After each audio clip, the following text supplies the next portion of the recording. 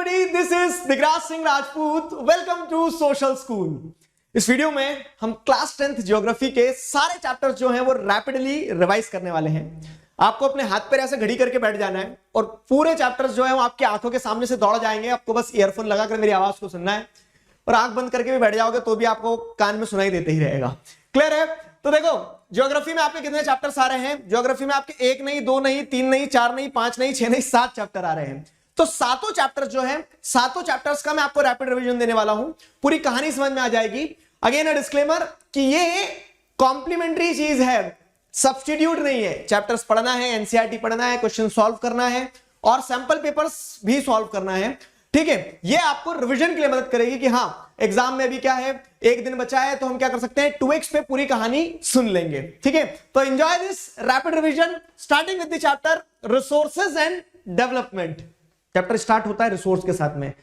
Technologically accessible, ठीक है, culturally acceptable, economically feasible होना चाहिए. रिसोर्स होता है. रिसोर्स की बात अगर करें तो वो क्या होता है, रिसोर्स का क्लासिफिकेशन बहुत इंपॉर्टेंट हो जाता है अलग अलग बेसिस पे.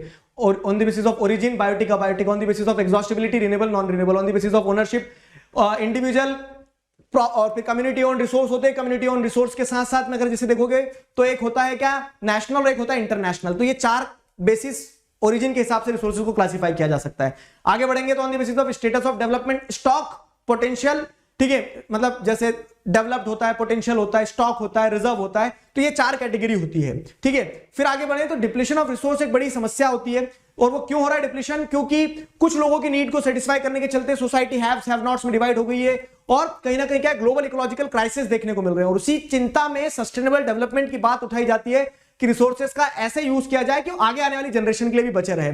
और ये मीटिंग होती रियो डी जेनेरियो में. ठीक है, अर्थ समिट की मीटिंग थी, एजेंडा 21 वहां से निकल के आया था, जहां पे बात की गई थी कि एनवायरमेंटल डिग्रेडेशन को, पॉवर्टी को, डिसीजेस को टैकल करना है. ठीक है, अगली बात आती है रिसोर्स प्लानिंग की. तो रिसोर्स प्लानिंग इसलिए जरूरी है क्योंकि मैंने आपको भी बताया रिसोर्सेज अनइवनली डिस्ट्रीब्यूटेड है और 3 स्टेप रिसोर्स प्लानिंग जो है वो क्या है, आइडेंटिफाई करो, एक प्रॉपर स्ट्रक्चर इवॉल्व करो और उस रिसोर्स डेवलपमेंट प्लान को नेशनल डेवलपमेंट प्लान के साथ मिलाओ. ठीक है, कंजर्वेशन ऑफ रिसोर्स की बात यहां पे आती है क्योंकि कॉलोनियल टाइम पीरियड से ही उनके पास टेक्नोलॉजिकल एडवांसमेंट था तो उन्होंने एक्सप्लॉइट करा रिसोर्सेज को. एक्सप्लॉइट करा तो क्या होता है, रिसोर्सेज का डिग्रेडेशन हुआ. इसलिए महात्मा गांधी भी इस चीज पे एम्फसाइज करते थे क्या, कि हमें अपनी नीड के हिसाब से रिसोर्सेज का इस्तेमाल करना चाहिए. ही एम्फसाइज ऑन द पॉइंट क्या कि प्रोडक्शन बाय मासेज होना चाहिए, मास प्रोडक्शन को रिप्लेस कर देना चाहिए. ठीक है, अब लैंड एज ए रिसोर्स की अगर बात की जाए तो लैंड एक इंपॉर्टेंट रिसोर्स है, फाइनाइट मैग्नीट्यूड का रिसोर्स था, मतलब आज भी है. ठीक है, क्यों? क्योंकि उसमें जैसे अगर आप देख रहे हैं तो रिसोर्स सीमित है, जरूरतें हमारी असीमित है. यूटिलाइज उसको अलग अलग सेंस में किया जाता है. कुछ बैरन लैंड होती है, कुछ खाली फॉरेस्ट होता है, कुछ जैसे अगर आप देखोगे तो fallow land, current culturable waste land, current fallow land, net sown area, ये सारा है. इंडिया में भी लैंड यूज पैटर्न जैसे अगर आप देखोगे तो विद टाइम आपको क्या देखने को मिलता है कि नेट सोन एरिया जो है वो इंक्रीज हुआ है, फॉरेस्ट कवर भी इंक्रीज हुआ है. ठीक है, अलग अलग कंट्रीज में अलग अलग net sown area depending on their demographic composition और वहां की एग्रीकल्चरल एक्टिविटीज को लेते हुए. ठीक है, तो ये लैंड यूटिलाइजेशन वाला पार्ट हो गया. अगला रिसोर्स आता है, अगली पार्ट जो आती है वो सॉइल. सॉइल भी एक इंपॉर्टेंट रिसोर्स है. तो हमारी चैप्टर में हमें अलग अलग सॉइल्स बताई गई है. कौन कौन सी सॉइल? ठीक है, इसमें कहीं एक बीच में टॉपिक चले गया, मेरा छूट गया, कौन सा, लैंड डिग्रेडेशन और लैंड कंजर्वेशन वाला. वो चीज भी ध्यान रखिएगा. जैसे मैंने बताया कि जो फैक्टर्स हैं डिग्रेडेशन के, उन्हीं का अपोजिट आपके कंजर्वेशन के फैक्टर्स हो जाएंगे. ठीक है, अब आई आती है सॉइल की. तो सॉइल एज ए रिसोर्स में एलुवियल सॉइल बताई गई है. ठीक है, ब्लैक सॉइल बताई गई है आपको. ब्लैक सॉइल के साथ साथ में जैसे आप देखोगे red and yellow soil, laterite soil.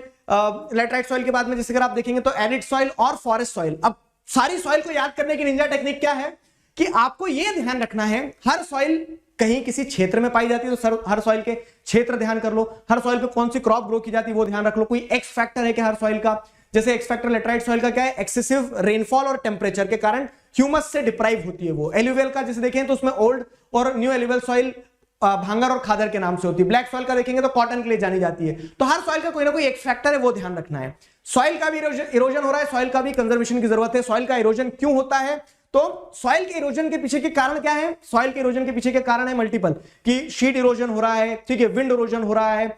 अब उसमें जैसे अगर आप देखेंगे तो सॉइल जो है तो वो बेडलैंड्स में कन्वर्ट हो जाती है. बेडलैंड्स में कैसे कन्वर्ट हो जाती है? जैसे जो डीप चैनल्स कट हो जाते हैं सॉइल में due to the flowing water, वो गलीज कहलाती है. चंबल रीजन में उसे रिवाइन कहा जाता है. ये फैक्ट्स हैं। इस चैप्टर में फैक्ट्स आपको विशेष रूप से सारे ध्यान रखना होंगे। अब ये सॉइल इरोजन तो हो गया, इन सॉइल इरोजन के लिए कंजर्वेशन की टेक्निक्स क्या है, तो कॉन्टोर प्लगिंग किया जाए, ठीक है, प्लोइंग अगेंस्ट दी स्लोप, उसी के साथ साथ में क्या किया जाए, शेल्टर बेल्ट्स, स्ट्रिप फार्मिंग, ठीक है, स्ट्रिप क्रॉपिंग की जाए, टेरेस फार्मिंग की जाए, ये सारे सॉल्यूशंस हो सकते हैं सॉइल कंजर्वेशन के लिए। And this was the wonderful chapter, I hope you people enjoyed it. सुनो मेरी बात अच्छे से, अब चैप्टर समझो जरा दोनों, forest and wild life resources. Chapter जो है तो शुरुआत में बहुत केचियां चली हुई है, कंफ्यूज मत होना, शुरुआत में इतना ध्यान रखना बस कि ओवरव्यू आपको पता होना चाहिए अलग अलग तरह की स्पीशीज कौन सी होती है, एंडेंजर्ड कौन सी होती है, एंडेमिक कौन सी होती है, नॉर्मल कौन सी होती है, एक्सटिंक्ट कौन सी होती है, वल्नरेबल कौन सी होती है, तो सारी स्पीशीज के बारे में एक आइडिया रख लेना।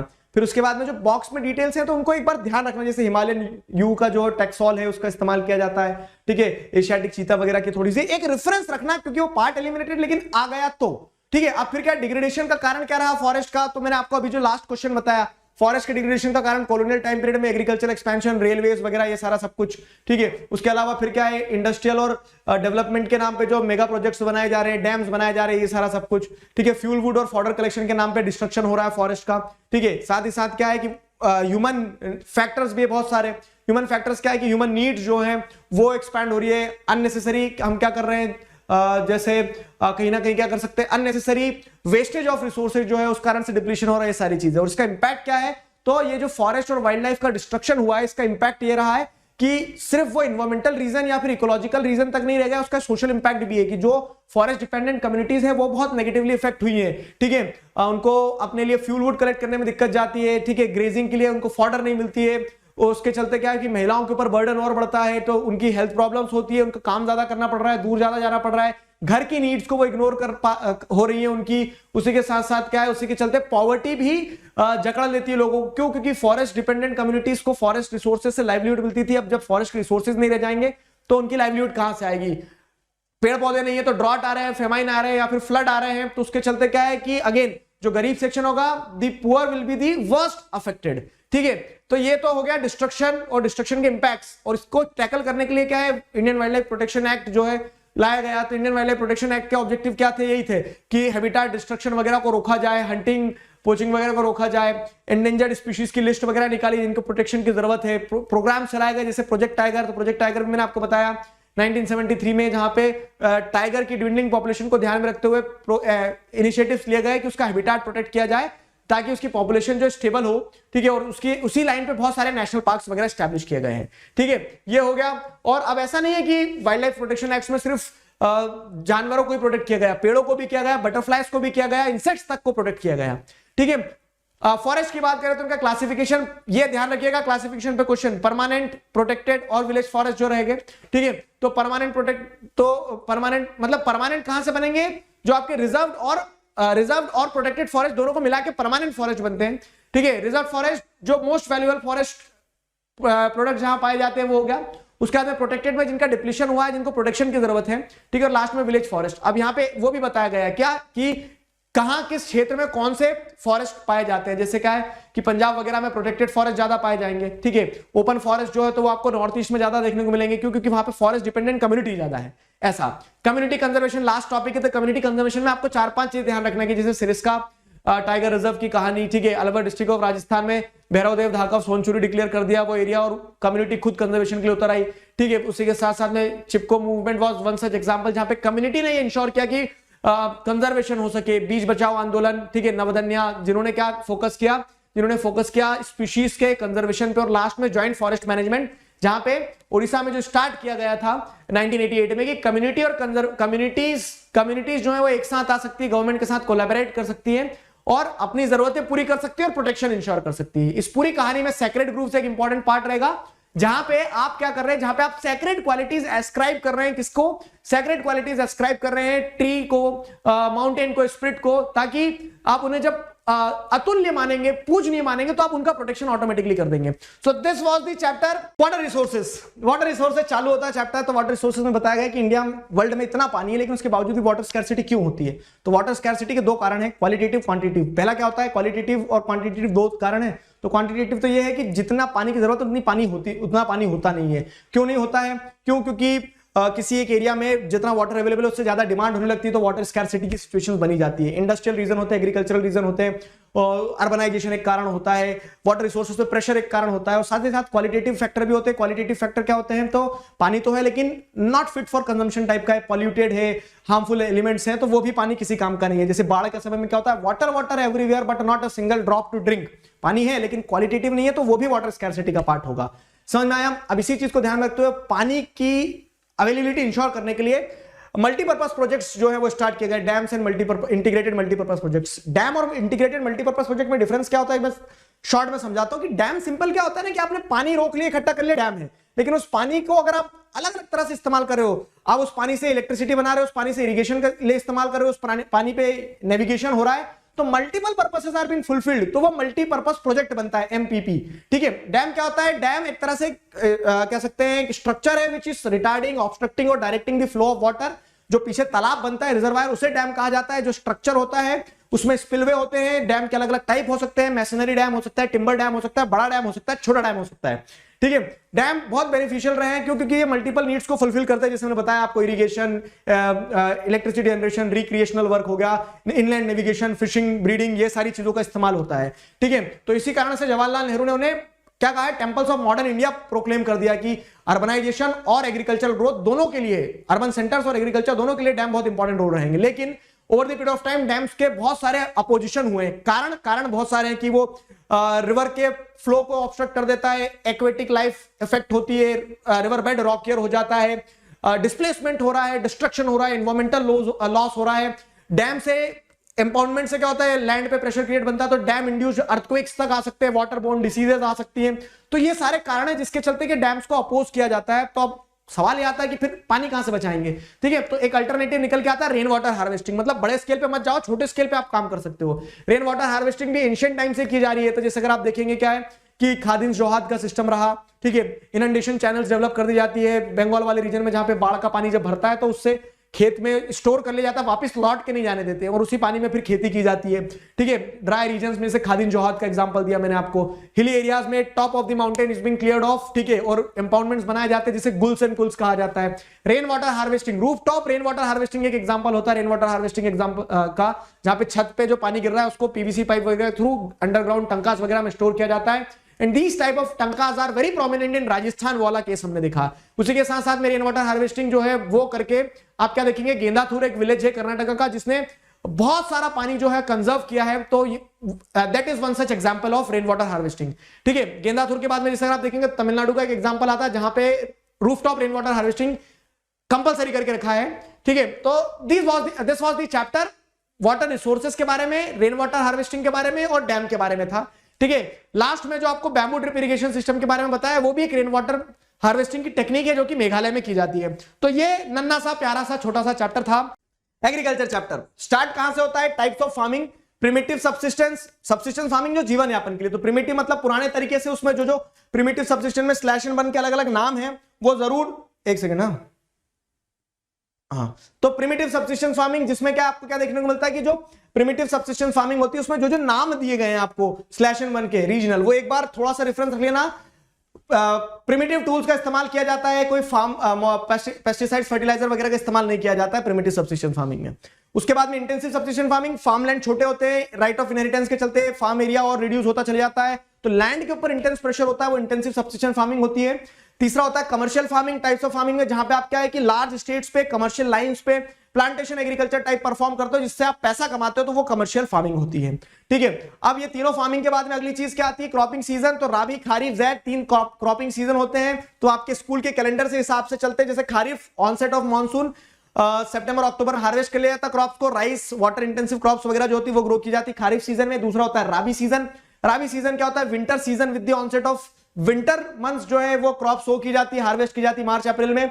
यहाँ पे क्या है? सोर्स ऑफ इरिगेशन जो रहता है इन क्रॉप्स के लिए ट्यूबवेल्स वगैरह ये रहता है। क्रॉप्स जैसे wheat, rice, barley, mustard, peas, ये सारी क्रॉप्स हो जाएंगी। उसके बाद में ज़ैड सीजन होता है, एक शॉर्ट सीजन जो समर सीजन में क्रॉप्स ग्रो की जाती है, जैसे ककम्बर, मस्कमेलन वगैरह, ये सारा सब कुछ। तो ये तीन क्रॉपिंग सीजन होते हैं। अब क्रॉप जो है तो क्रॉप्स की कैटेगरी अलग अलग, कुछ अनाज वाली क्रॉप होती है, जैसे क्या होती है, जैसे आपको देखने को मिल रहा है आपका क्या, व्हीट, राइस, उसका व्हीट, राइस, उसके बाद में क्या एक और ज्वार, बाजरा, रागी जो है मिलेट्स। ठीक है। ज्वार, बाजरा, रागी, मेज हो गया, पल्सेस हो गया, तो ये सारी ग्रेन्स वाली क्रॉप होती है। उसके बाद में कुछ क्रॉप जो होती है तो non food crops other than grains होती है, तो जिसमें शुगर केन आ जाएगा, टी आ जाएगा, कॉफी आ जाएगा, हॉर्टिकल्चर क्रॉप्स आ जाएगा, ठीक है, तो ऑयल सीड्स वगैरह आ जाएंगे, तो ये सारी अदर देन ग्रेन्स वाली क्रॉप्स हो जाएंगी। और तीसरी होती है crops non food crops. Non food crops में आपका रबर आ जाएगा, रबर तो कोई खाता नहीं है, ठीक है, तो रबर, जूट, कॉटन, ये नॉन फूड क्रॉप्स आ जाती है। अब सारी क्रॉप्स को याद करने की निंजा टेक्निक क्या है कि हर क्रॉप को कुछ बेसिस पकड़ लो, हर क्रॉप का कुछ मेजर एरिया ग्रोन वाला होगा, हर क्रॉप की क्लाइमेटिक कंडीशन होगी, हर क्रॉप का कुछ ना कुछ क्या होता है, रेनफॉल रिक्वायरमेंट होता है, हर क्रॉप में कोई ना कोई एक्स फैक्टर होता है कि कोई क्रॉप लार्जेस्ट प्रोड्यूसर है, कोई क्रॉप नाइट्रोजन फिक्सेशन में रोल प्ले करती है, कोई क्रॉप जो है तो जैसे कॉटन जो है तो उसको 210 फ्रॉस्ट फ्री डेज चाहिए रहते हैं। तो इस तरह से आपको क्या करना होगा, हर क्रॉप को इन बेसिस पर तोलना होगा, ठीक है। एक चार्ट बना लेंगे, एक चार्ट मैं भी आप लोगों को दे दूंगा टेलीग्राम पे, ठीक है, वो जो चार्ट बना हुआ है, I have already made the video कि क्रॉप्स को कैसे ध्यान रखा जाए निंजा टेक्निक की मदद से। तो आपका ये पूरा क्रॉप्स का वो पूरा पार्ट आपको ध्यान रखना है। अब क्रॉप्स हो गई, तो क्रॉप्स के बाद में अगली चीज जो अगला टॉपिक आता है आपका, वो आता क्या है, टेक्नोलॉजिकल एंड इंस्टीट्यूशनल रिफॉर्म्स। तो टेक्नोलॉजिकल एंड इंस्टीट्यूशनल रिफॉर्म्स में सिंपल सी चीज आपको बताना कि इंडिपेंडेंस के बाद से ही इंडियन एग्रीकल्चर को बूस्ट देने के लिए अलग अलग स्तर पर अलग अलग प्रयास किए गए।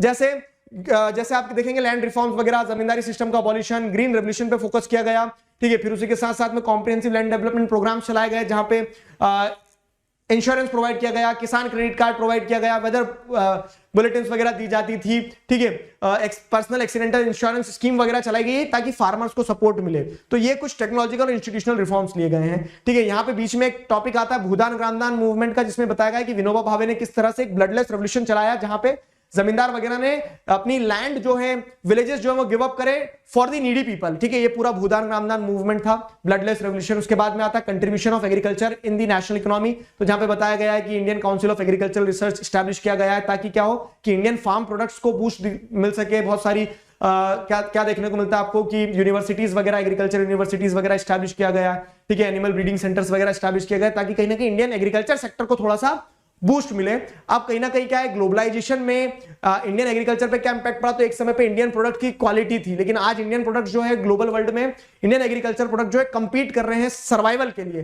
क्या क्वालिटी डिक्रीज हो गई? नहीं, क्वालिटी डिक्रीज नहीं हुई है। क्या हो रहा है कि वेस्टर्न कंट्रीज में जो रहता है तो सब्सिडाइज रेट पे जो एग्रीकल्चर प्रोडक्ट्स आते हैं उनसे इंडियन प्रोडक्ट्स कंपीट नहीं कर पाते। तो आज के समय में क्या है, आपको ग्रीन रेवोल्यूशन ने आपको बेनिफिट दिए, लेकिन दी बज़वर्ड इज जीन रेवोल्यूशन। आपको कंपीट करना होगा तो जो सीरियल क्रॉप्स है इंडियन फार्मर्स को, उसको छोड़ के अब क्या करना होगा, हाई वैल्यू क्रॉप्स की तरफ फोकस करना होगा, जिससे क्या हो, ज्यादा से ज्यादा वैल्यू जनरेट कर पाए और इंटरनेशनल मार्केट में इंडियन एग्रीकल्चर प्रोडक्ट्स जो है तो इस ग्लोबलाइजेशन के टाइम पीरियड में कंपीट कर पाए। तो नेगेटिव इंपैक्ट है, लेकिन we can be optimistic. This is the story, this is the chapter. I hope you people enjoyed it. Chapter है हमारा minerals and energy resources. Minerals and energy resources chapter start होता है, आपको बताया जाता है मिनरल्स होते क्या है। Minerals are the indispensable part of our life. चारों तरफ मिनरल से घिरे हुए हैं हम। मिनरल्स नेचुरली अकरिंग होमोजेनस, ठीक है, substance which have definable internal structure. और ये मिनरल जो रहते हैं तो ओर्स के फॉर्म में मिलते हैं, फिर ओर से एक्सट्रैक्शन होता है। मिनरल जो रहते हैं डिफरेंट टाइप के होते हैं, मेटालिक, नॉन मेटालिक, ठीक है, मेटालिक में भी ferrous, non ferrous, energy minerals होते हैं। तो इस तरह से अलग अलग क्लासिफिकेशन है। क्लासिफिकेशन और मिनरल्स का पाए जाना भी जो होता है ना, तो वो नेचर में भी अलग अलग फॉर्म में मिलते हैं आपको। जैसे वेन्स एंड लोड्स में देखने को मिलते हैं, जहां ओपन कास्ट माइनिंग करके पूरा गड्ढा खोद के निकाला जाता है। तो कुछ मिनरल्स ऐसे आपको मिलेंगे वेन्स एंड लोड्स के फॉर्म में। कुछ मिनरल्स आपको मिलेंगे क्या, बेड्स एंड लेयर्स के फॉर्म में, कि डीप डाउन जाके पूरा लेयर है, बेड है, ठीक है, जैसे कोल वगैरह हो गया, सॉल्ट्स वगैरह हो गए, ठीक है। उसके बाद में जैसे अगर आप देखोगे तो वेदर्ड मटेरियल, ठीक है, residual mass of weathered material. कुछ मिनरल्स ऊपर मिट्टी बह जाती है, मिनरल रह जाते हैं, तो जैसे bauxite deposits residual mass of weathered material का एक एग्जांपल है, ठीक है। उसके बाद में चौथा जो फॉर्म है जिसमें मिनरल्स पाए जाते हैं वो है वैली साइड में प्लेसर डिपॉजिट के फॉर्म में। जो वैली रीजन रहता है वहां पे प्लेसर डिपॉजिट के फॉर्म में आपको मिनरल्स मिल जाएंगे। और पांचवा जो है तो ओशियानिक डिपॉजिट्स के फॉर्म में, जैसे मैंगनीज इंडियन ओशन में देखने को मिलता है आपको। और इस तरह से मिनरल्स के अलग अलग फॉर्म है। मिनरल्स जो है तो क्लासिफिकेशन जो है वो मिनरल्स, मतलब India is rich in minerals. Minerals का क्लासिफिकेशन अब आपके चैप्टर में आगे चालू होता है। फेरस मिनरल्स, फेरस मतलब आयरन कंटेंट वाले। आयरन भी दो तरह के होते हैं, एक मैग्नेटाइट जिसमें आयरन कंटेंट ज्यादा है, और एक हेमाटाइट जो इंडस्ट्रियल यूज के लिए होता है। तो आयरन और ये हेमाटाइट और मैग्नेटाइट, इंडिया में आयरन और बेल्ट देखोगे तो 4 मेजर बेल्ट से उनका ध्यान रखना है आपको। क्या, तो ओडिशा झारखंड बेल्ट हो गया, दुर्ग बस्तर चंद्रपुर बेल्ट हो गया आपका, फिर उसके बाद में बेलारी चित्रदुर्गा चिकमंगलुरु टुमकुर बेल्ट हो गया आपका एक, और एक और जो चौथा बेल्ट है वो आपका है गोवा महाराष्ट्र बेल्ट। चारों बेल्ट के नजदीकी पोर्ट्स, ये चीज ध्यान रखेंगे। आयरन और के अलावा दूसरा फेरस मिनरल आपके यहाँ कौन सा है, मैंगनीज। मैंगनीज इंपॉर्टेंट है, अलॉय की तरह इस्तेमाल किया जाता है स्टील वगैरह प्रोडक्शन में, ठीक है। मैंगनीज के बाद में जैसे अगर आप आगे बढ़ते हैं थोड़ा और, तो मैंगनीज के बाद में फिर अब नॉन फेरस मिनरल्स। तो नॉन फेरस मिनरल्स मतलब क्या है कि जो आयरन कंटेंट नहीं है, नॉन फेरस मिनरल्स की कमी है हमारी कंट्री में। जैसे कॉपर है तो कॉपर कहां पाया जाता है, खेतरी माइंस वगैरह में पाया जाता है। कॉपर के बाद में बॉक्साइट, तो बॉक्साइट क्या है, एल्यूमिनियम का रॉ मटेरियल है, ठीक है। मतलब एल्यूमिनियम, बॉक्साइट से एल्यूमिना निकलता है, एल्यूमिना से निकलता है एल्यूमिनियम, और ये एल्यूमिनियम जो है तो ये डक्टाइल होता है, मिलेबल होता है, इसकी इंडस्ट्रियल यूजेस बहुत ज्यादा है। Odisha is the largest producer of bauxite.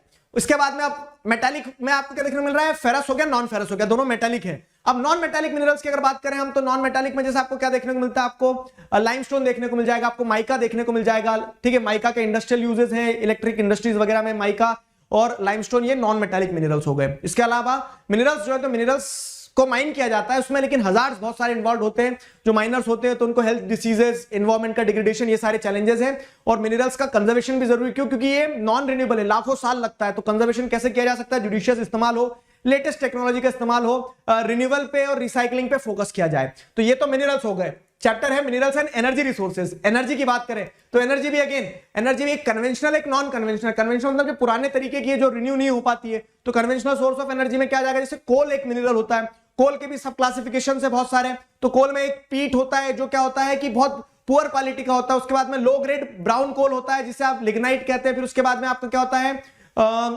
दो और है, कौन से, एंथ्रासाइट और बिटुमिन, ठीक है। तो बिटुमिन जो होता है तो इंडस्ट्रियल कोल की तरह इस्तेमाल किया जाता है, और फिर उसके सबसे बेहतरीन क्वालिटी होती है एंथ्रासाइट कोल की, ठीक है। तो ये अलग अलग कोल के क्लासिफिकेशन से ध्यान रखना। On the basis of age अगर देखोगे तो एक गोंडवाना कोल होता है और एक टर्शरी कोल होता है। गोंडवाना कोल 200 साल पुराना, ठीक है। कहां पाया जाता है, तो छोटा नागपुर प्लेटू वाले रीजन में, पूरा दामोदर वैली वगैरह वहां पे।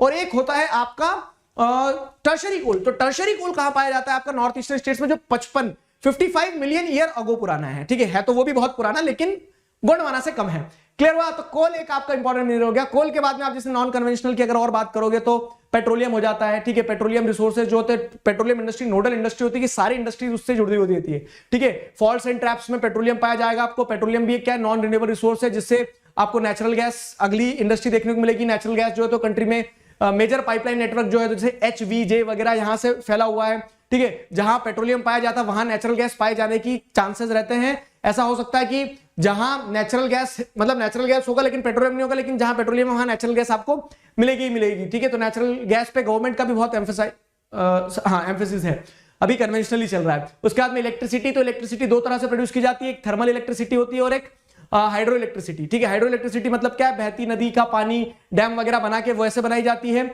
और एक हाइड्रो इलेक्ट्रिसिटी के बाद में थर्मल इलेक्ट्रिसिटी होती है जो फॉसिल फ्यूल्स को जला के बनाई जाती है, जैसे कोल, पेट्रोल, नेचुरल गैस वगैरह, उनसे एनर्जी प्रोड्यूस करके इलेक्ट्रिसिटी निकाली जाती है। तो ये होगा कन्वेंशनल। कन्वेंशनल के साथ में चैलेंज ये है कि ये नॉन रिन्यूएबल होते हैं, एक दिन एग्जॉस्ट हो जाएंगे, इसीलिए we are required to shift to the safe energy. वो सेफ एनर्जी क्या है, तो वो है नॉन कन्वेंशनल। अब वो सेफ एनर्जी में नॉन कन्वेंशनल में क्या आ जाएगा, तो नॉन कन्वेंशनल में आपको देखने को मिलता है कि जैसे आपका हो गया विंड एनर्जी हो गया, सोलर एनर्जी हो गया, न्यूक्लियर एनर्जी हो गया। तो न्यूक्लियर एनर्जी से स्टार्ट करें हम, तो न्यूक्लियर एनर्जी में क्या है कि nuclear energy by altering the structure of atom आपको न्यूक्लियर एनर्जी मिलेगी। न्यूक्लियर एनर्जी जो है तो न्यूक्लियर पावर प्लांट्स एस्टैब्लिश किए गए, जैसे uranium, thorium, monazite Sands of Kerala, ठीक है। तो वहां से आपको वो रॉ मटेरियल मिलेगा जिससे न्यूक्लियर एनर्जी बनाई जा सकती है। विंड एनर्जी क्या है, तो विंड टरबाइन घुमा के आपको विंड एनर्जी मिलेगी, ठीक है। विंड की पोटेंशियल का इस्तेमाल करके एनर्जी बना रहे हैं। अभी आपको ध्यान रखना है कि कहां से, जैसे अगर आप देखेंगे तो वेस्टर्न घाट्स वगैरह हो गया, ठीक है।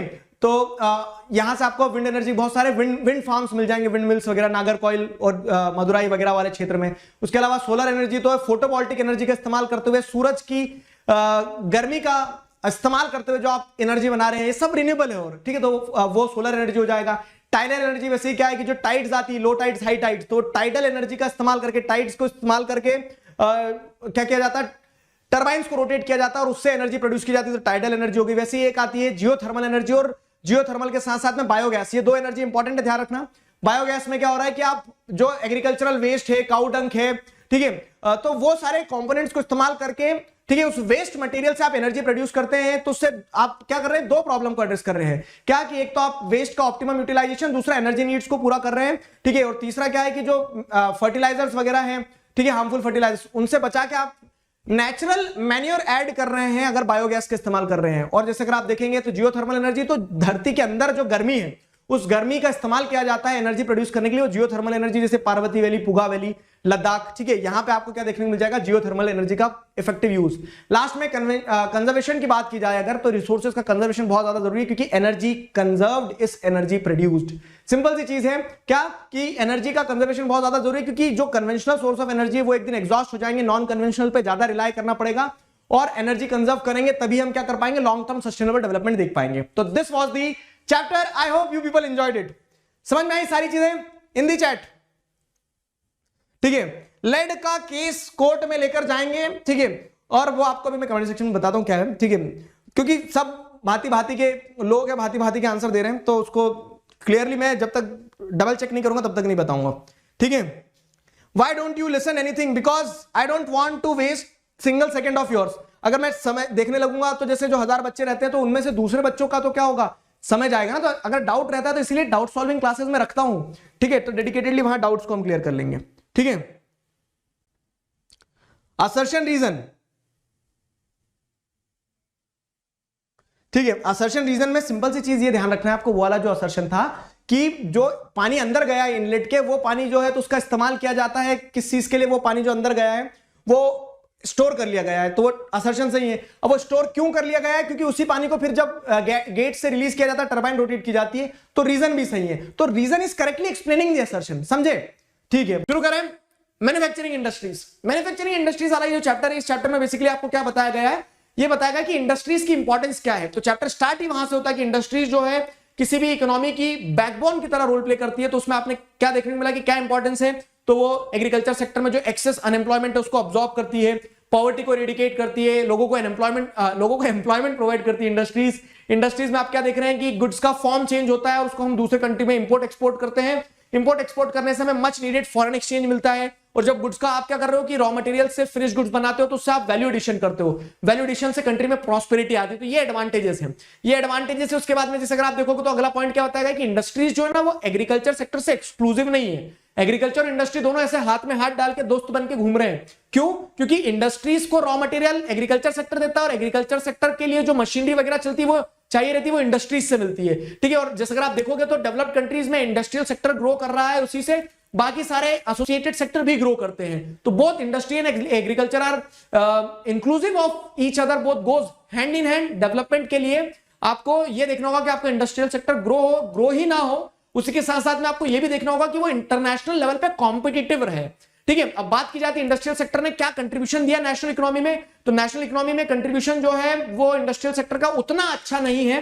ठीक है। When compared with the other south Asian countries, industrial growth rate जो है, मतलब कंट्रीब्यूशन जहां लोगों का 30 से 35% कंट्रीब्यूशन है, वह हमारा 17-18% कंट्रीब्यूशन है।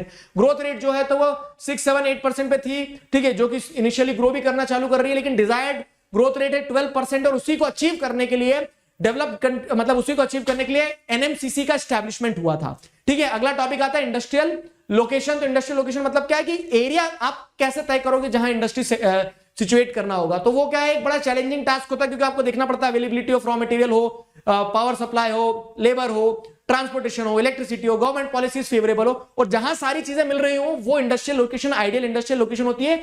And it is very hard to find all such facilities at a place. इसी के लिए आपको क्या देखने को मिलता है कि अब एक सवाल है यहां पे ये भी बनता है क्या कि urbanisation and industrialisation goes hand in hand. क्यों? क्योंकि अर्बन सेंटर जो रहते हैं तो वो ये सारी फैसिलिटीज प्रोवाइड कर रहे होते हैं, ठीक है। और इसी के चलते क्या है कि सारी इंडस्ट्रीज वहां पे आजू बाजू में इन कॉमन बेनिफिट्स को एंजॉय करने के लिए स्टैब्लिश होती रहती है, जिससे आपको क्या देखने को मिलता है कि एग्लोमरेशन इकोनॉमीज बनती है, एग्लोमरेशन इकोनॉमीज, ठीक है। अब इंडस्ट्रियल मार्केट लिंकेज क्या है, तो इंडस्ट्री जहां रहेगी उसको अपने गुड्स बनाना है, मार्केट में पहुंचाना है, मार्केट से उसको दूसरी फैसिलिटीज मिलेगी। तो ये दिस टॉपिक इज डिलीटेड, लेकिन मैं आपको एक रेफरेंस देते चल रहा हूं कि आपको एक आइडिया रहे, ठीक है। तो इंडस्ट्रियल मार्केट लिंकेज भी एक इंपॉर्टेंट पार्ट है।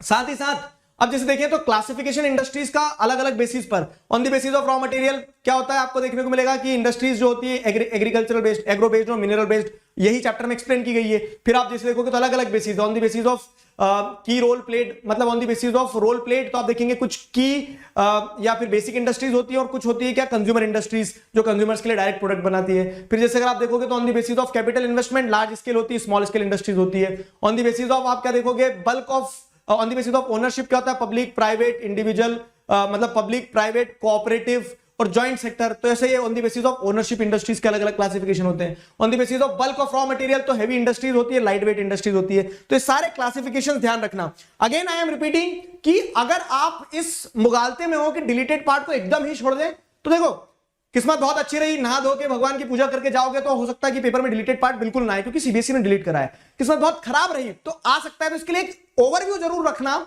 ठीक है। उतना डिटेल में मत पढ़ना, लेकिन पता होना चाहिए कि क्या क्या है। तो जैसे आप एग्रो बेस्ड इंडस्ट्रीज की अगर बात करें, ठीक है, on the basis of raw material, agro based, mineral based, दो इंडस्ट्री है। एग्रो बेस्ड इंडस्ट्री में क्या है, तो आप देखेंगे कॉटन इंडस्ट्री, तो कॉटन इंडस्ट्री जो है तो कंप्लीट इन वैल्यू चेन है। कॉटन बेस्ड इंडस्ट्री के लोकलाइजेशन, हर इंडस्ट्री का लोकलाइजेशन और चैलेंज ध्यान रख लेना। कॉटन बेस्ड इंडस्ट्री के लोकलाइजेशन का कारण क्या है कि ब्लैक सॉइल है, महाराष्ट्र गुजरात वाले रीजन में लेबर अवेलेबल है, मार्केट अवेलेबल है, क्लाइमेटिक कंडीशन सूटेबल है स्पिनिंग वीविंग के लिए, तो वहां पे है। चैलेंज क्या फेस करती है, तो स्टिफ कंपटीशन सिंथेटिक फाइबर से, उसी के साथ साथ में हमारा क्या है, वीविंग सेक्टर उतना मजबूत नहीं जितना स्पिनिंग सेक्टर है, तो ये कुछ चैलेंजेस है। वैसे आप जैसे देखोगे तो कॉटन इंडस्ट्री के बाद में आपको क्या देखने को मिल रहा है कि जूट इंडस्ट्री, तो जूट इंडस्ट्री का लोकलाइजेशन हुगली बेसिन वेस्ट बंगाल में क्यों है, proximity to urban centres, availability of labour, water supply, water मिल जाता है, abundance of water for processing raw jute, ठीक है। तो ये सारे कारण है जिससे वेस्ट बंगाल या उस रीजन में जो है हुगली बेसिन के आसपास जूट इंडस्ट्रीज लोकेटेड है। चैलेंजेस क्या फेस करती हैं, तो जूट जो होता है तो उसकी उतनी डिमांड नहीं है, ठीक है। रॉ जूट के कॉम्पिटिटिव मतलब बहुत सारे क्या है कॉम्पिटिटिव प्लेयर्स हैं, जैसे बांग्लादेश वगैरह, ये सारा सब कुछ हो गया। सिंथेटिक फाइबर के आ जाने से चैलेंज फेस होता है, ये सारा जूट का चैलेंज हो गया। फिर उसके बाद में शुगर इंडस्ट्री है, शुगर इंडस्ट्री का लोकलाइजेशन महाराष्ट्र वगैरह में हो रहा है, क्यों, क्योंकि वहां पे सुक्रोज कंटेंट जो है और लॉन्गर क्रशिंग पीरियड जो मिल रहा है, इस कारण से इंडस्ट्रीज साउथ की तरफ शिफ्ट हो रही है, लेकिन मेजर इंडस्ट्रीज जो है नॉर्थ में सिचुएटेड थी। कॉटन मतलब शुगर केन ग्रोइंग बेल्ट के कारण चैलेंज क्या फेस करते हैं हम यहाँ पे, तो जिसे अगर आप देखेंगे तो वही है कि सुक्रोज कंटेंट हॉलेज में, ट्रांसपोर्टेशन में डिले होता है, उससे कम हो जाता है। साथ ही साथ आपको क्या देखने को मिलता है कि मैक्सिमम यूज ऑफ बैगेज वगैरह नहीं हो रहा, तो शुगर इंडस्ट्री। वैसे ही मिनरल बेस्ड इंडस्ट्री में आयरन एंड स्टील इंडस्ट्री, तो लोकलाइजेशन छोटा नागपुर प्लेट्यू में क्यों है, क्योंकि कोकिंग कोल, रॉ मटेरियल, ये सारा सब कुछ अवेलेबल है, मार्केट है, ट्रांसपोर्टेशन है, सब कुछ।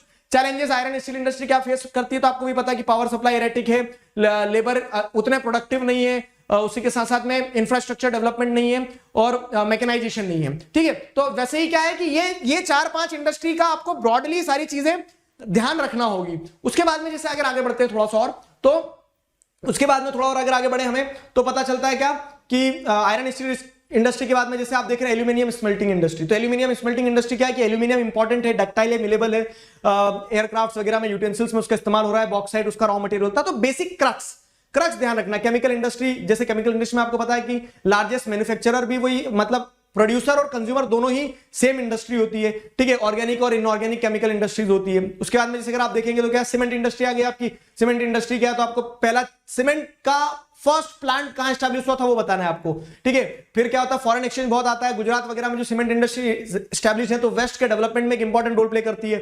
सीमेंट इंडस्ट्रीज के बाद में जैसे अगर आप और देखेंगे तो ऑटोमोबाइल इंडस्ट्री आ गया आपका। तो ऑटोमोबाइल इंडस्ट्री में आपको क्या देखने को मिलता है कि हाँ, ऑटोमोबाइल इंडस्ट्री जो, तो डिफरेंट वैरायटी ऑफ क्या आपको देखने को मिलते हैं कि ऑटोमोबाइल बनाए जाते हैं, एक बाइक से लगा के कार तक। फॉरेन डायरेक्ट इन्वेस्टमेंट आ रहा है इसमें, तो उससे क्या और डाइवर्सिफिकेशन हो रहा है। आईटी इंडस्ट्री जो है तो सिलिकॉन वैली इंडिया की कौन सी है, बेंगलोर है, वुमेन को एम्प्लॉयमेंट मिल रहा है। तो ये कुछ एक्स फैक्टर्स जो है हर इंडस्ट्री के ओवरव्यू में ध्यान रखना। अगर ऑब्जेक्टिव में, अगर इन जनरल छोटा मोटा क्वेश्चन आए तो आप टैकल कर पाओ, हाथ ना खड़ा करना पड़े वहां, ठीक है। लास्ट में अब जो पार्ट आता है वो क्या है कि एनवायरमेंट डिग्रेडेशन एंड कंजर्वेशन, ये इंपॉर्टेंट है। अलग अलग तरह के एनवायरमेंट पॉल्यूशन जो होते हैं वो कौन कौन से एनवायरमेंटल पॉल्यूशन, तो जैसे अगर आप एनवायरमेंटल पॉल्यूशन की बात करेंगे तो उसमें आपको समझ में आएगा क्या कि एयर पॉल्यूशन है कि जो इंडस्ट्रीज है पार्टिकुलेट मैटर रिलीज कर देती है। वाटर पॉल्यूशन है तो वेस्ट वाटर को डंप कर दिया जाता है। थर्मल पॉल्यूशन है जिसके चलते क्या पानी का टेम्परेचर बढ़ रहा है, क्योंकि हॉट वाटर बिना कूल डाउन किए डिस्चार्ज कर दिया जाता है, जिससे एक्वेटिक लाइफ को बहुत घाटा है। फिर उसके बाद में आप जैसे नॉइज पॉल्यूशन वाला पार्ट देखेंगे, लैंड पॉल्यूशन होता है जहां पे क्या है कि गार्बेज डंप कर दिया जाता है ओपन पिट्स में, जिससे ग्राउंड वाटर और पॉल्यूट हो जाता है। नॉइज पॉल्यूशन में क्या है कि जो मशीन्स वगैरह नॉइज जनरेट करती है तो वो क्या आता है, हेल्थ हजार्ड्स, एक तरह से इरिटेशन और कह सकते हैं कि हार्ट रिलेटेड डिसीजेस, इन सारी चीजों को कॉज करता है। तो ये सारे various types of industrial pollution है। अब सोल्यूशन क्या है पॉल्यूशन का, तो कंजर्वेशन टेक्निक जो है तो उसमें बताया गया कि वाटर पॉल्यूशन के लिए rain water harvesting, proper treatment of waste discharge, ठीक है। प्राइमरी सेकेंडरी टर्शरी लेवल पे क्या होना चाहिए, वाटर का क्या होना चाहिए, वाटर का रीयूज, रिसाइकल, ये सारी चीजों पे फोकस किया जाना चाहिए, ठीक है। अब उसके बाद में क्या है कि ये आपका वाटर का हो गया। वैसे आप जिसे देखोगे तो क्या है कि एयर पोल्यूशन जो है तो फैब्रिक फिल्टर्स का, इलेक्ट्रोस्टैटिक प्रेसिपिटेटर का, फैब्रिक फिल्टर्स का, इनिशियल सेपरेटर्स का, इनका इस्तेमाल किया जाए, ठीक है। फिर उसके बाद में जो गार्बेज वगैरह डंप किया जा रहा है तो उसको प्रॉपर्ली चेक किया जाए। ठीक, उसी के साथ साथ जैसे नॉइस पोल्यूशन के लिए क्या है कि नॉइस अब्सॉर्बिंग मटेरियल का इस्तेमाल किया जाए, ईयर प्लग्स दिए जाए वर्कर्स को, ये सारा सोल्यूशन का पार्ट हो जाएगा। लास्ट में NTPC shows the way, previous year में एक क्वेश्चन था, तो नेशनल थर्मल पावर कॉर्पोरेशन एक तरीका देती है कि किस तरह से इंडस्ट्रियल डेवलपमेंट और कंजर्वेशन साथ में जा सकता है। जैसे उसने ऐश पॉन्ड मैनेजमेंट, ठीक है, प्रॉपर इकोलॉजिकल मॉनिटरिंग सिस्टम वगैरह, ठीक है, और उसी के साथ साथ में जो जो उसने स्टेप लिए हैं एनवायरमेंटल कंजर्वेशन के लिए, वो एक एग्जांपल सेट करते हैं कि कैसे एनवायरमेंट डिग्रेडेशन को कंजर्व किया जा सकता है इंडस्ट्रियल डेवलपमेंट के साथ साथ में। तो that was the story. I hope you people enjoyed it. चलो तो स्टार्ट करते हैं lifelines of national economy. Chapter start होता है कहां से? तो आपको ट्रेड, ट्रांसपोर्ट, कम्युनिकेशन के बीच में कनेक्शन बताया गया है। कैसे कनेक्शन बताया गया है? तो सिंपल सी चीज है कि सप्लाई लोकेशन पे जो गुड्स रहेंगे, डिमांड लोकेशन तक पहुंचाने के लिए ट्रांसपोर्टेशन की बहुत अहम भूमिका रहती है। तो उस सेंस में ट्रांसपोर्टेशन बहुत इंपॉर्टेंट होता है, ठीक है। तो यहां ट्रांसपोर्टेशन और ट्रेड में कनेक्टिविटी देखी। अब यही ट्रेड ट्रांसपोर्टेशन जो है तो with the scientific developments, science और टेक्नोलॉजी के एडवांसमेंट से ग्रो हुआ है। साइंस और टेक्नोलॉजी के एडवांसमेंट से ये ग्रो हुआ है, और इसी के ग्रो होने के कारण आपको क्या देखने को मिलता है कि कहीं ना कहीं वर्ल्ड जो है ग्लोबल विलेज में कनेक्ट हो गया है। ट्रेड, ट्रांसपोर्ट, कम्युनिकेशन एक तरह से आपस में इंटरकनेक्टेड है। अब अगर आगे बढ़े ट्रांसपोर्ट, तो ट्रांसपोर्ट लैंड ट्रांसपोर्ट हो सकता है, वाटर ट्रांसपोर्ट हो सकता है, एयर ट्रांसपोर्ट हो सकता है। लैंड ट्रांसपोर्ट की बात करें तो रोड ट्रांसपोर्टेशन, पाइपलाइन, रेलवेज अलग अलग होते हैं। रोड ट्रांसपोर्टेशन की बात करें तो road transportation have preceded over railways. क्यों प्रीसीड किया है? तो रोड ट्रांसपोर्टेशन बेहतर क्यों है रेलवेज वगैरह से, दूसरे मींस ऑफ ट्रांसपोर्टेशन से? तो इनिशियल कॉस्ट ऑफ एस्टैब्लिशमेंट जो है, कॉस्ट ऑफ कंस्ट्रक्शन लो होता है, ठीक है। Traverse the underrating topography, road transportation किसी भी तरह के क्षेत्र में जा सकता है, हायर ग्रेडियंट ऑफ स्लोप्स को नेगोशिएट कर सकता है। रोड ट्रांसपोर्टेशन जो होता है तो door to door service provide करता है, फीडर की तरह रोल प्ले करता है अदर मींस ऑफ ट्रांसपोर्टेशन के लिए।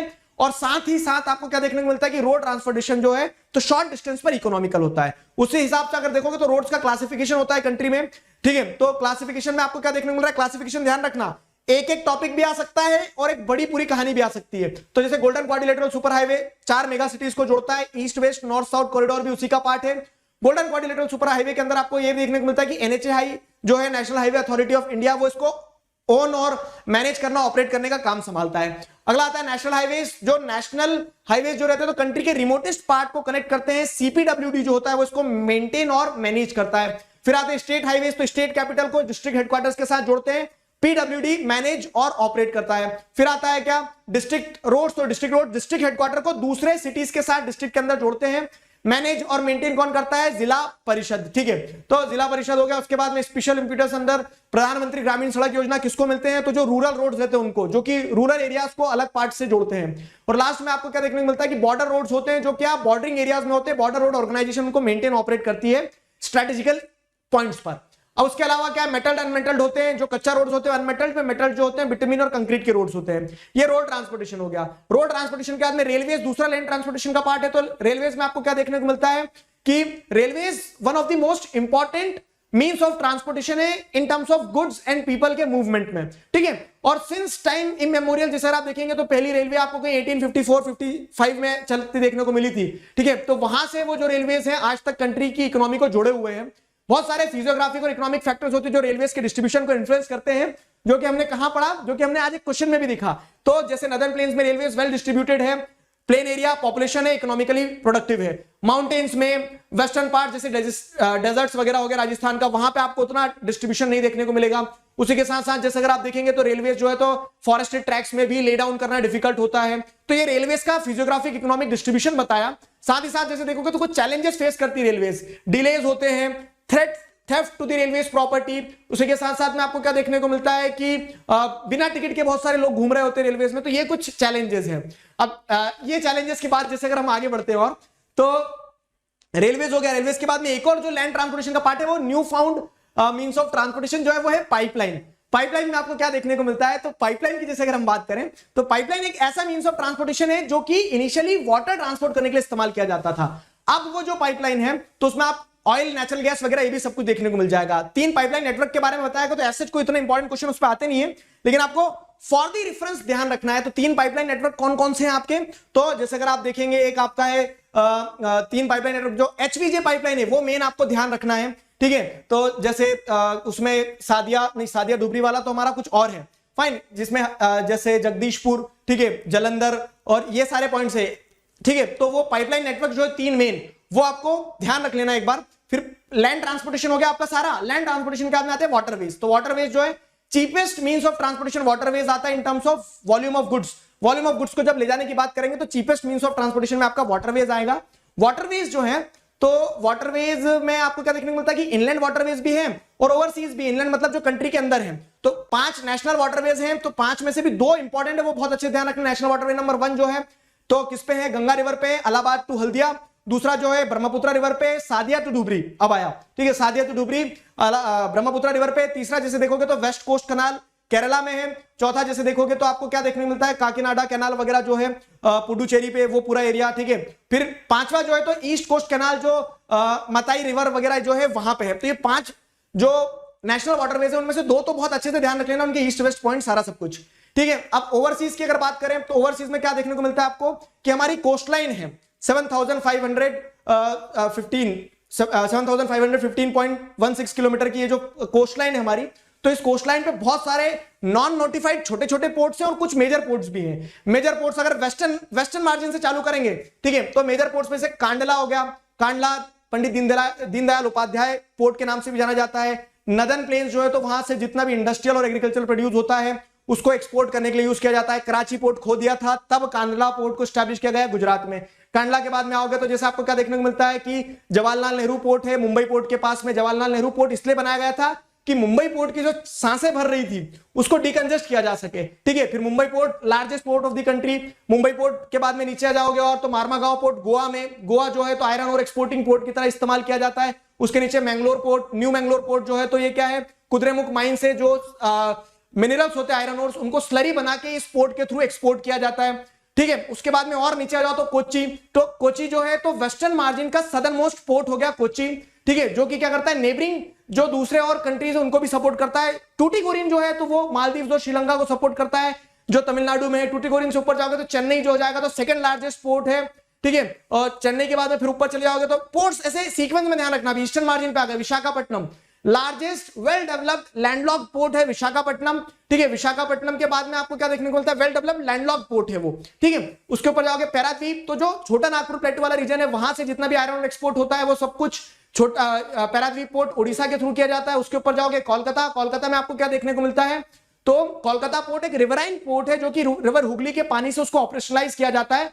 और उसी को डिकंजेस्ट करने के लिए हल्दिया उसके बाजू में बनाया गया। ये आपका वाटरवेज कंप्लीट हो गए। एयरवेज की अगर बात करें तो एयरवेज में क्या है कि एयरवेज में आप जैसे देखेंगे तो एयरवेज जो है नॉर्थ ईस्टर्न स्टेट में गवर्नमेंट सब्सिडाइज रेट पे प्रोवाइड करती है। क्यों? क्योंकि वो डिफिकल्ट टेरेन जो है वहां पे पहुंचने के लिए बहुत मददगार साबित होता है। एक होमवर्क क्वेश्चन देता हूं मैं आपको, नेशनलाइज कब किया गया था एयरवेज को, ये बताना आप मुझे, ठीक है। उसके पहले तक प्राइवेट प्लेयर्स थे, फिर नेशनलाइज करते गए, अब फिर प्राइवेट प्लेयर्स हैं एयरवेज में। डिफिकल्ट टेरेन जो है, ठीक है, अंडुलेटिंग टोपोग्राफी है, तो वहां पे एयरवेज बहुत इंपॉर्टेंट रोल प्ले करते हैं आपकी कनेक्टिविटी प्रोवाइड करने में। जैसे पवन हंस हेलीकॉप्टर लिमिटेड जो है तो वो क्या करता है, वो ओएनजीसी वगैरह वो सर्विसेज प्रोवाइड करता है। ये कुछ फैक्ट्स है चैप्टर में, ये ध्यान रखना है आपको।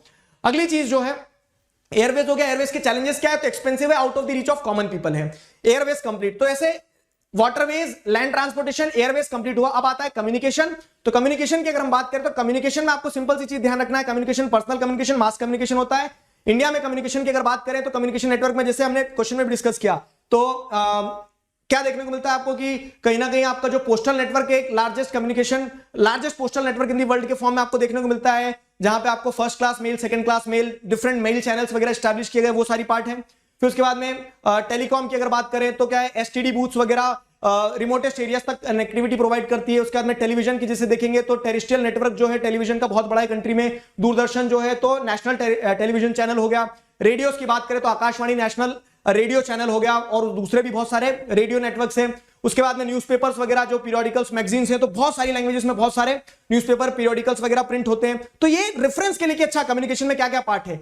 फीचर फिल्म्स बहुत सारी बनती हैं जिन्हें सेंसर बोर्ड क्या करता है, सेंसर भी करता है। ये सारी चीजें हो गई है। तो कम्युनिकेशन के बाद में लास्ट टॉपिक जो है आपका क्या है, टूरिज्म एज ट्रेड। ट्रेड हो गया, मतलब ट्रांसपोर्ट हो गया, कम्युनिकेशन हो गया। ट्रेड की अगर बात करें तो ट्रेड क्या होता है, बेसिकली एक सामान को, मतलब सामान को एक जगह से दूसरी जगह पहुंचाना ट्रेड का पार्ट होता है। तो अब इस ट्रेड में आपको क्या देखने को मिल रहा है, ट्रेड में आपको देखने को मिल रहा है कि इंटरनेशनल ट्रेड होता है और नेशनल ट्रेड होता है। तो नेशनल ट्रेड मतलब कंट्री के अंदर ही अंदर, और इंटरनेशनल ट्रेड मतलब क्या, जब गुड्स एक जगह से दूसरी जगह पहुंचाए जाते हैं। यहां कॉन्सेप्ट निकल के आता है balance of trade. Balance of trade क्या होता है कि जब आपने जो इंपोर्ट किया और एक्सपोर्ट किया उसके बीच का डिफरेंस, अगर आप एक्सपोर्ट ज्यादा कर रहे हो इंपोर्ट कम कर रहे हो तो वो फेवरेबल, और अगर आपने इंपोर्ट ज्यादा किया एक्सपोर्ट कम किया तो अनफेवरेबल ट्रेड। ठीक है, तो ये ट्रेड इंटरनेशनल ट्रेड के बारे में आ गया। अब आएगा टॉपिक टूरिज्म एज ट्रेड। ठीक है, तो टूरिज्म एज ट्रेड जो है, तो टूरिज्म एज ट्रेड में आपको क्या देखने को मिल रहा है बेसिकली कि ट्रेड का मतलब क्या है कि जहां से आपको फॉरेन एक्सचेंज मिल रहा हो। तो टूरिस्ट जो होते हैं जब हमारी कंट्री में विजिट करते हैं, इको टूरिज्म के नाम से, adventure tourism, medical tourism, business tourism, spiritual tourism के नाम से, तो they come here, they spend the amount, और उससे क्या होता है कि एक ट्रेडिंग, एक इकोनॉमिक एक्टिविटी जनरेट होती है। ठीक है, लाखों लोग जो हमारे देश में डायरेक्टली इनडायरेक्टली क्या है, कहीं ना कहीं जुड़े हुए हैं किसके साथ में, टूरिज्म के साथ में, in the form of trade. So this was the whole story. I hope you people got it. This was all about geography. Geography की कहानी कैसी लगी कमेंट सेक्शन में जरूर बताइएगा। सारे चैप्टर्स हमने रैपिडली रिवाइज कर लिया, अब इसे बार बार आप सुन सकते हैं एग्जाम से पहले, ताकि आपको क्या होगा कि रिवीजन के लिए ये चीज मददगार साबित होगी शॉर्ट में। क्लियर हुआ? अब देखो, हमने चैप्टर्स का डिटेल एक्सप्लेनेशन देख लिया। मैंने चैनल पे आपको सारे चैप्टर्स कंप्लीटली एक्सप्लेन कर दिए हैं। हमने 21 डेज चैलेंज में हमने क्या देखा कि एक चैप्टर से किस तरह से क्वेश्चन आ सकते हैं, वो सारा सब कुछ रिवीजन आपका ये हो ही गया। अब कहानी जहां बच रही है वो ये बच रही है कि अब हमें ज्यादा से ज्यादा सैंपल पेपर सॉल्व करना है। आप सभी लोग सैंपल पेपर सॉल्व कर रहे हैं। अगर आप और डेडिकेटेड तरीके से ये देखना चाहते हैं कि सोल्यूशन भी आपको मिल जाए सैंपल पेपर्स के, आपके साथ में हैंड होल्डिंग हो जाए, पर्सनलाइज अटेंशन मिल जाए, तो I would suggest you this. क्या है ये? अनअकैडमी पर सैंपल पेपर्स जो हैं, तो सारे सैंपल पेपर्स सारे सब्जेक्ट्स के, जैसे एसएसटी का मैं करवाने वाला हूं, मैथमेटिक्स के लिए विशाल सर हैं और साइंस के लिए संतोष सर हैं। तो ये जो कोर्स है अनअकैडमी प्लस पर, this is exclusively for board exam CBSE class 10th का सैंपल पेपर सॉल्विंग बैच आने वाला है, जहां पे आप क्या देखेंगे, जहां पर 379 रुपीज में आपको सब्सक्रिप्शन मिलेगा और 5 सैंपल पेपर्स जो है हम डिस्कस करेंगे।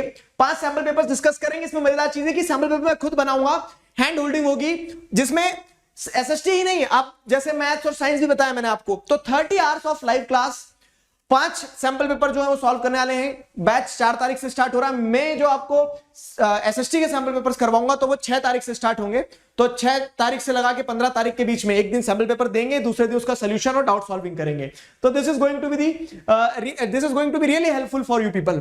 Fine, and this is the most affordable. क्यों? क्योंकि अगर आप सैंपल पेपर लेने भी जाओगे तो वो भी इससे ज्यादा महंगा मिलेगा आपको, and with this you can have doubt solving and all. So this is which I would say you should not miss. If you are planning to enroll, use the code DIGRAJ Digraj. इस code का use करके enrol कीजिएगा तो आपको course और discounted price में मिल जाएगा। Links वगैरह सारा सब कुछ आपको डिस्क्रिप्शन में मिल जाएगा। आई hope you people enjoyed today's session. मिलते हैं अगले रैपिड रिवीजन की क्लास में, जिसमें हम सारे के सारे चैप्टर्स जो हैं फिर से इसी तरह से रिवाइज करेंगे, जैसे सिविक्स और इकोनॉमिक्स जो हमारा बचा है। हिस्ट्री का हम ऑलरेडी कंप्लीट कर चुके हैं। तब तक अपना ध्यान रखिए, पढ़ते रहिए। अभी के लिए साइन ऑफ करता हूं। साइनिंग ऑफ विद दिस, क्या था? Together we can we will.